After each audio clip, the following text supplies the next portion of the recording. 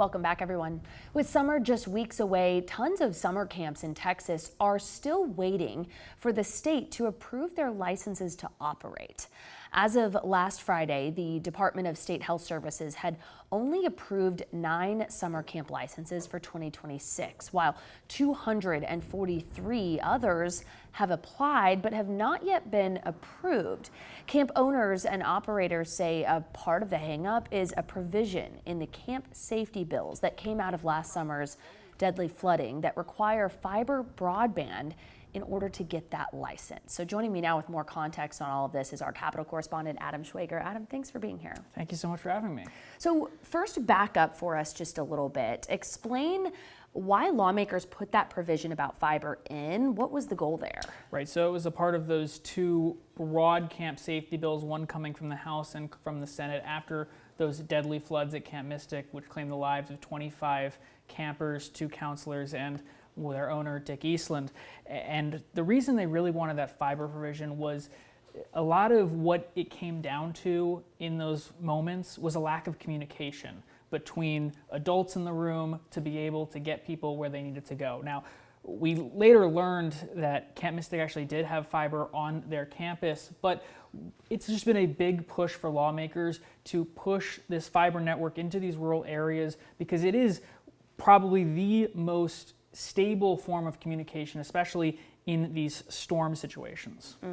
Okay, so you first covered the issue that camps were having with fiber in December. So remind folks what that issue was and what's happened since then. Yeah, so I'm going to start with we just got recent news, and then I'm going to bring it back to it because about 30 minutes ago, Lieutenant Governor Dan Patrick and Speaker of the House Dustin Burrows released a joint statement, and they're asking the Department of State Health Services to allow for these camps to get their access, to get their license, so long as that fiber provision is the only thing in these new camp safety regulations that they're missing, and they do have a reliable communication system outside of the fiber provision.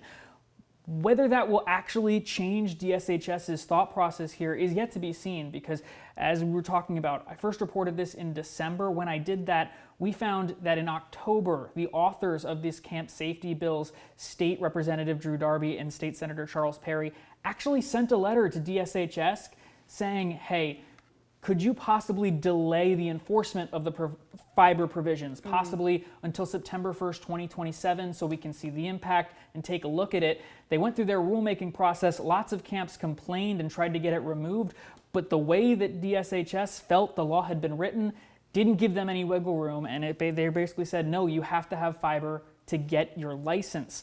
So we had gone through this entire process. The rules ended up getting finalized, and here we are a month out, and camps are still in limbo.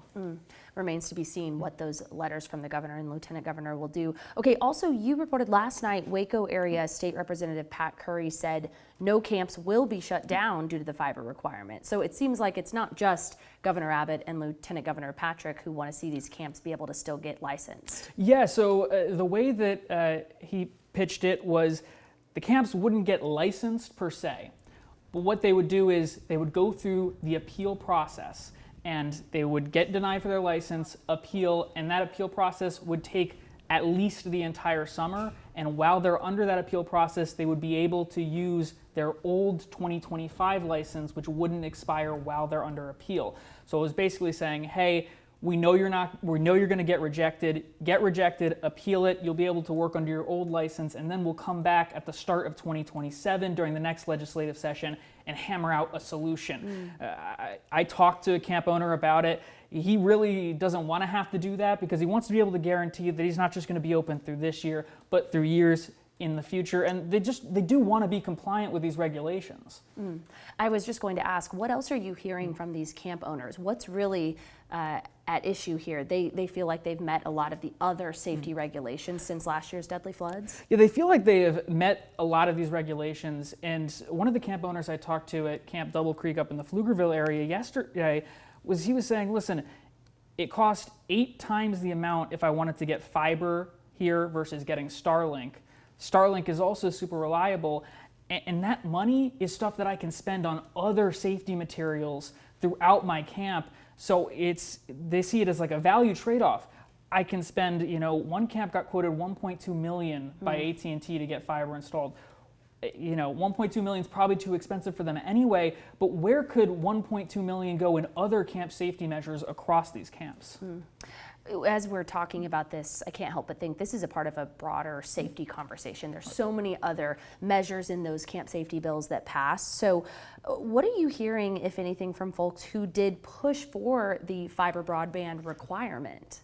Yeah, they had all these complaints from camp, and Senator Perry, when they were having that meeting last Monday talking about what happened at the flood, he said he hopes they can get a funding provision in a future legislature to help the state bear some of these costs, but that he was kind of sick of hearing these complaints about it because he knows that fiber is going to be what's going to be reliable in these storms. Lots to follow, and Adam, as you said, it's developing even as we speak. Just in the last 30 minutes, we know you and the team will continue to follow it. Thank you. Thank you so much for having me.